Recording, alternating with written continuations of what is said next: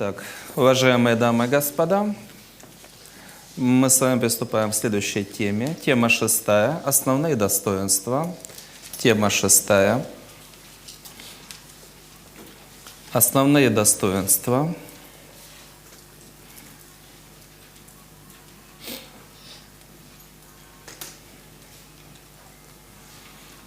Занятие 1. Разум.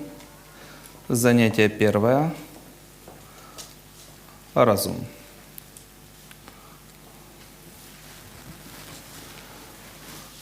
Несколько слов по теме в целом. В любой системе воспитания, в любой системе подготовки есть ключевые качества, которые считаются самыми важными, и на формирование которых, собственно, она и направлена. И в данном случае нам необходимо ключевые из них рассмотреть. Понятно, что это в любом случае не будут все достоинства, которые необходимы человеку. Да, их очень много, но, по крайней мере, те, которые в наибольшей степени влияют на конечный результат, на достижение счастья, на успех. Наша задача в этой теме рассмотреть, как обычно, 8 занятий. Первое, суперважное для любого человека, это разум. В конечном итоге это что? Это способность принимать решения. А от решения уже зависит, что делает человек, какие результаты он получает. Первое – это разум. Второе – это способности восприятия или быть внимательным. То есть это фактически информация, которую человек воспринимает. Если он не внимателен, половину не видит или больше. Это исходные данные для принятия любых решений. Третье – это сила, способность принятые решения реализовать. То есть что человек способен сделать, преодолеть. Понятно, что если он слабый, для него многие возможности в жизни автоматически перекрываются. Далее это таланты, чувства, вера, то, что дает человеку и наслаждение, и огромное усиление. И заключительное занятие – это честь. Честь – это когда человек с наслаждением делает то, что правильно, то, что он должен. И за это он себя уважает.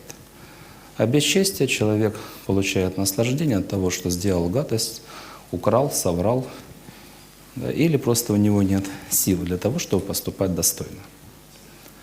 Это ключевые занятия по данной теме. Первое занятие – это разум. Наша задача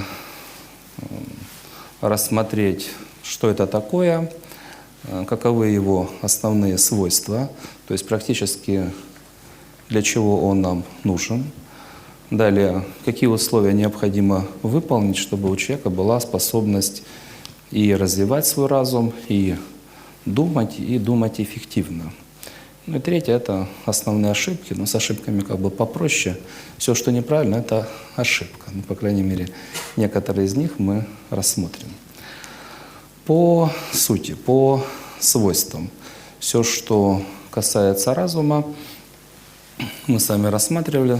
С одной стороны, функции интеллекта, частично они пересекаются. То, что касается разума, это, по крайней мере, 3 основных блока свойств, и эти свойства взаимосвязаны.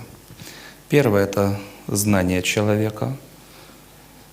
Если у человека знаний нет, то он даже не может подумать на эту тему. Предположим, он не знает, что человек может ошибаться. Поэтому он уверен, что никогда не ошибается. Хотя жизнь говорит о другом. Да, человек может думать только теми понятиями, теми словами, которые есть в его сознании. Если они в сознании отсутствуют, он не может ими пользоваться.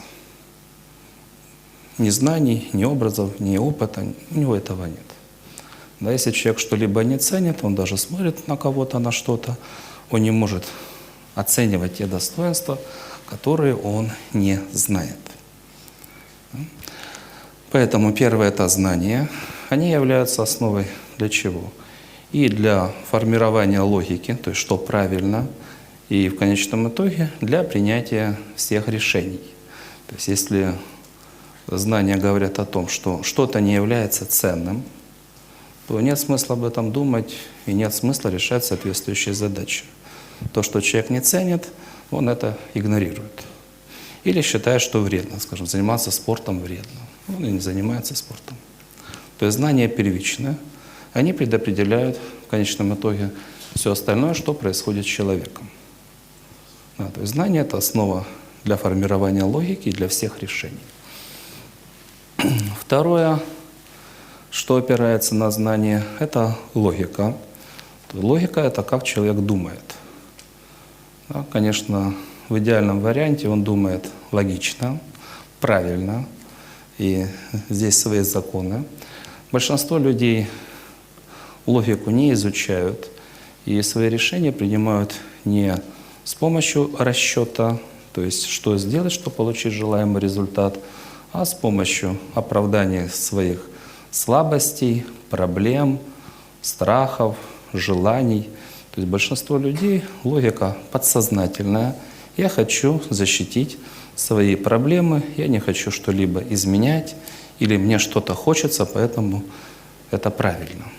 А не потому, что человек действительно думает головой и решает задачу, как прийти к наилучшим результатам. Да, как оценить то, что ты имеешь, чем располагаешь, это хорошо или плохо, да, это правильно или неправильно. Да, это рассыпется или это всерьез и надолго. То есть большинство людей эти вопросы не задают. Они думают привычным, стереотипным образом. То есть второе – это логика.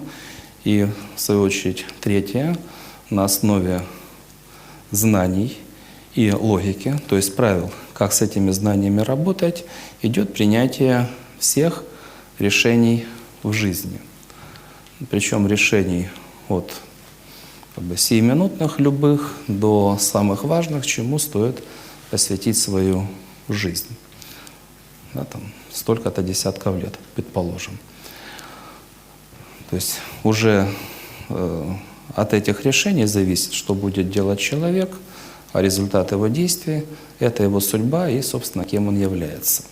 Да, если решение правильное, то, предположим, работать над своим сознанием, работать над своим телом, заниматься человек спортом, да, приходит в спортзал или на пляж, красиво. Если он принял решение, что основное удовольствие – съесть на ночь 10 гамбургеров, приносит его на пляж, а встать не может.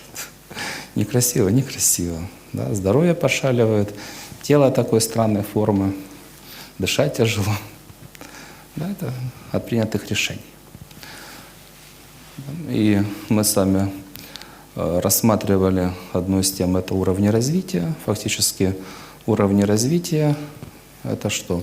Это скорость, с которой работает разум человека, скорость, с которой он обрабатывает информацию, скорость, с которой он принимает решения. Да, то есть на каком уровне возможностей он успевает быть адекватным, успевает реагировать. Да, это сложность тех задач, которые он решает. То есть чем умнее человек, тем больше он понимает, да, больше знает, больше понимает и способен соответствующие задачи решать и способен получать желаемые результаты. Да, поэтому большинство людей, ошибок множество, оценивают себя не по конечному результату, а потому, что он о себе думает. Но на самом деле основным показателем, кем является человек, и в данном случае, насколько он умный, это конечный результат.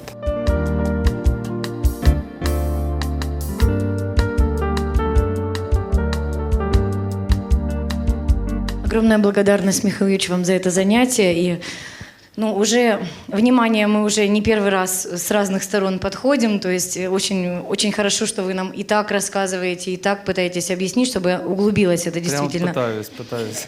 Да, мы пытаемся понять и внимательно слушать, и с каждым разом, видимо, все внимательнее и внимательнее, потому что больше информации входит, и соглашусь с Пашей, я говорю, все занятия по вниманию очень хорошо полирнули эти африканские танцы, потому что без внимания это все повторить. Просто огромный респект Татьяне Николаевне, потому что внимание, оно во всем действительно должно быть, и вас слушать внимательно, и повторять все внимательно в танцах, и по жизни тоже во всех сферах. Очень внимание нужно, не только на дорогах. Успехов. Спасибо большое. Вы знаете, в компьютере есть такой гаджет, который показывает нагрузку центрального процессора. Так вот, у меня сегодня зашкаливало на красный сектор. Вот, потому что обе темы настолько актуальны.